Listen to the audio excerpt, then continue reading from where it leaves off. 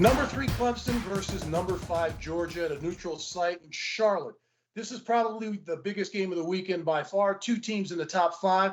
You look at Clemson and their quarterback. The Big Cinco, number 5, had a terrific year last year. DJ Ongulule. If you could pronounce that 5 times in a row, Coach, I'll give you $1. But he had a terrific season last year as a true freshman. He completed 66% of his passes, 5 touchdowns, 0 interceptions. He rushed for 4 touchdowns. But here's the key about the big fella, Coach. He threw for 389 yards against Boston College. He threw for over 439 yards against Notre Dame, the most by a freshman quarterback ever against the Notre Dame defense.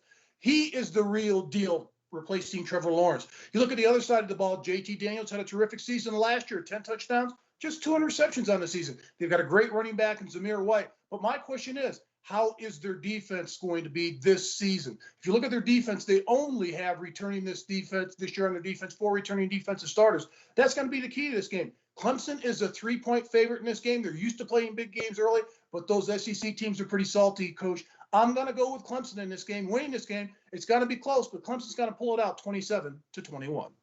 It's unusual to have 2 powerhouses play one another in the opening ball game. And I agree with you about the quarterback. I'm going to refer to him as DJ. He did have a tremendous 2 games that he played when Lawrence could not play. But let's look at Clemson's defense. I think that they've always been great on defense. But in the bowl game last year, they gave up 639 yards and 49 points to Ohio State. And so I think that they're really going to come back and going to be a great defensive football team. But when you look at losing Lawrence and ETN and some great receivers, yeah, they have an awful lot of talent left, but they lost an awful lot as well. Defense is going to be the key for Clemson this year. On the other hand, Georgia's always been so close, but has never made the playoff.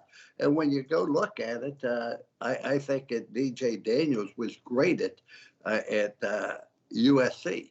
Then he got injured, he transferred, and he did not play until like the 6th game. In 4 games, he had 2 300-yard passes. In 6 years, Georgia had 4 total 300-yard passing by the quarterback.